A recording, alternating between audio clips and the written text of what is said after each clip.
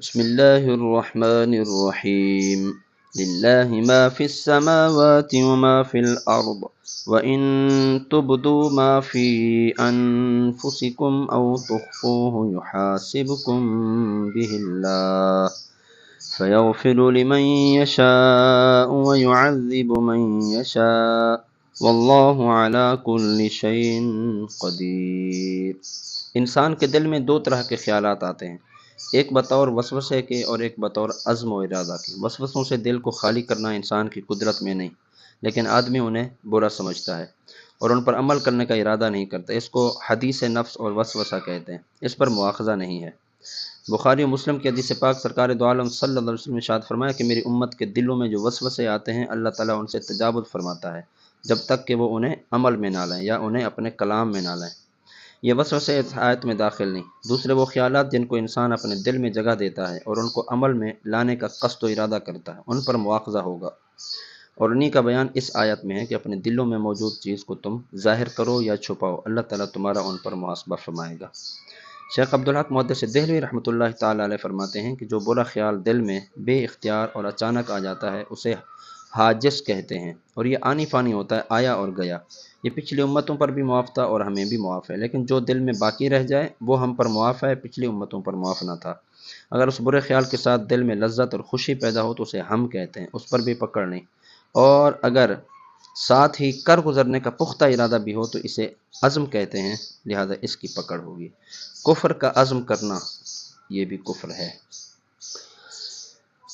اگر کسی نے 100 سال بعد بھی کفر کرنے کا ارادہ کیا اور ارادہ کرتے ہی کافر ہو جائے گا، اور گناہ میں حکم یہ ہے کہ گناہ کا عزم کر کے اگر آدمی اس پر ثابت قدم رہے اور اس کا قصد و ارادہ رکھے، لیکن اس گناہ کو عمل میں لانے کے اسباب اس کو میسر نہ آ سکیں اور مجبوراً وہ اس کو نہ کر سکے تو اکثر علماء کے نزدیک اس سے مواخذہ ہوگا۔ وہ دلیل جس میں فرمایا گیا کہ بندہ جس گناہ کا قصد کرتا ہے اگر وہ عمل میں نہ آئے جب بھی اس پر عقاب کیا جاتا ہے۔ ہاں، اگر بندے نے کسی گناہ کا ارادہ کیا پھر اس پر نادم ہوا اور استغفار کیا تو اللہ تعالیٰ اس کو معاف فرمائے گا۔ یاد رہے کہ انسان کے دل میں شیطان وسوسے ڈالتا ہے، اور بعض اوقات یہ وسوسے اتنے خطرناک ہوتے ہیں کہ انسان کے لیے اپنا دین و ایمان بچانا مشکل ہو جاتا ہے۔ جیسے شیطان کبھی اللہ تعالیٰ کے بارے میں، کبھی تقدیر کے بارے میں، کبھی ایمانیات کے بارے میں، کبھی عبادات کے بارے میں، کبھی طہارت و پاکیزگی کے معاملات کے بارے میں، اور کبھی طلاق کے بارے میں وسوسے ڈالتا رہتا ہے۔ حضرت یحییٰ بن معاذ راضی رحمۃ اللہ تعالیٰ فرماتے ہیں شیطان فارغ ہے اور تم مشغول و مصروف ہو۔ شیطان تمہیں دیکھتا ہے مگر تم اسے نہیں دیکھ سکتے۔ تم شیطان کو بھولے بیٹھے ہو مگر وہ تمہیں برائی میں مبتلا کرنے سے نہیں بھولا۔ تمہارا نفس خود تمہارا دشمن و مخالف ہے اور شیطان کا مددگار ہے، اس لیے شیطان اور اس کے حامیوں سے جنگ کرنا اور انہیں مغلوب کرنا بہت ضروری ہے، ورنہ اس کی فتنہ و فساد اور اس کی ہلاکت و بربادی سے بچنا بہت مشکل ہو جائے گا۔ تو اللہ تعالی ہمیں شیطان کے فتنوں سے محفوظ فرمائے۔ اگلی آیت میں ارشاد فرمایا آمن الرسول بما انزل الیہ من ربہ والمؤمنون۔ اصول و ضروریات ایمان کے 4 مرتبے اس آیت میں بیان کیے ہیں۔ اللہ تعالیٰ کی وحدانیت اور اس کی تمام صفات پر ایمان لانا، نمبر 2 فرشتوں پر ایمان لانا، اور وہ یہ کہ یقین کرے اور مانے کہ وہ موجود ہیں، معصوم ہیں، پاک ہیں، اللہ تعالیٰ کے اور اس کے رسولوں کے درمیان احکام و پیغام کے واسطے ہیں۔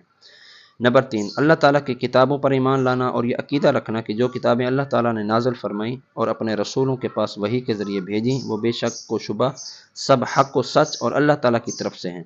قرآن کریم تغییر و تبدیل اور تحریف سے محفوظ ہے اور محکم و متشابہ پر مشتمل ہے۔ نمبر 4 رسولوں پر ایمان لانا اور یہ عقیدہ رکھنا کہ وہ اللہ تعالیٰ کے رسول ہیں جنہیں اس نے اپنے بندوں کی طرف بھیجا۔ تمام رسول اور نبی اللہ تعالیٰ کی وحی کے امین ہیں، گناہوں سے پاک اور معصوم ہیں، ساری مخلوق سے افضل ہیں، ان میں بعض حضرات بعض سے افضل ہیں، البتہ نبی ہونے میں سب برابر ہیں، اور اس بات میں ہم ان کے درمیان کوئی فرق نہیں کریں گے۔ ہم اللہ تعالیٰ کے ہر حکم کو سنیں گے، مانیں گے اور اس کی پیروی کریں گے۔ یاد رہیں ایمان مفصل کی بنیاد یہی آیت مبارکہ ہے۔ سبحان اللہ۔ سورہ بقرہ کی آخری آیت مبارکہ میں ارشاد فرمایا لا یکلف اللہ نفسا الا وسعها۔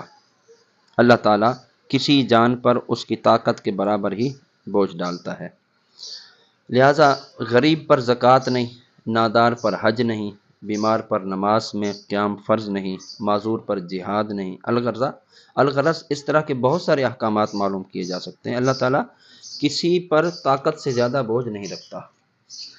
آگے ارشاد فرمایا کہ آدمی کے اچھے عمل کی جزا اور اس کے برے عمل کی سزا اسی کو ملے گی۔ یہ آیت مبارکہ آخرت کے ثواب و عذاب کے بارے میں ہے، لہذا اس کے ساتھ اس طرح کا معاملہ دنیا میں بھی پیش آتا رہتا ہے کہ ہر آدمی اپنی محنت کا پھل کھاتا ہے، محنت والے کو اس کی محنت کا صلہ ملتا ہے، جبکہ سست و کاہل اور کام چور کو اس کی سستی کا انجام دیکھنا پڑتا ہے۔ لوگوں سے بھلائی کرنے والا بھلائی پاتا ہے، ظلم کرنے والا خود بھی زیادتی کا شکار ہو جاتا ہے۔ ربنا لا تؤاخذنا، اے ہمارے رب ہماری گرفت نہ فرما۔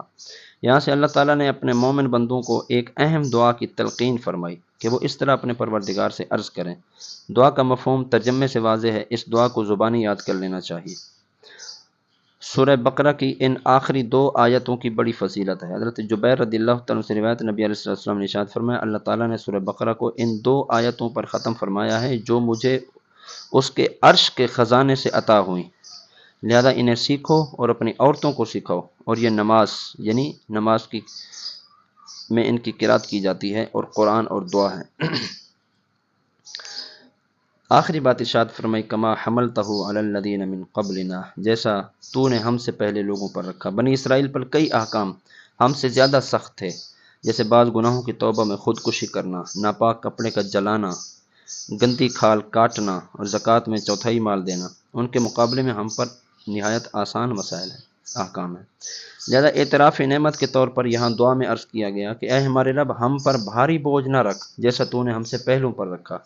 یاد رہے امت محمدیہ پر یہ کرم نوازیاں حضور پر نور صلی اللہ علیہ وسلم کے صدقے میں ہیں، جیسا کہ سورہ اعراف کی آیت نمبر 157 میں صراحت کے ساتھ مذکور ہے۔ تو یہ سورہ بقرہ آج اختتام پذیر ہوئی۔ اللہ رب العالمین ہم نے جو کچھ سنا، سیکھا، پڑھا، اس پر عمل کرنے کی توفیق عطا فرمائے۔ ہم سب کو اللہ تعالیٰ قرآن پاک کے ساتھ ہمیشہ منسلک فرمائے اور احکام قرآن پر عمل کر کے ہمیں اپنی زندگیاں سنوارنے کی توفیق عطا فرمائے۔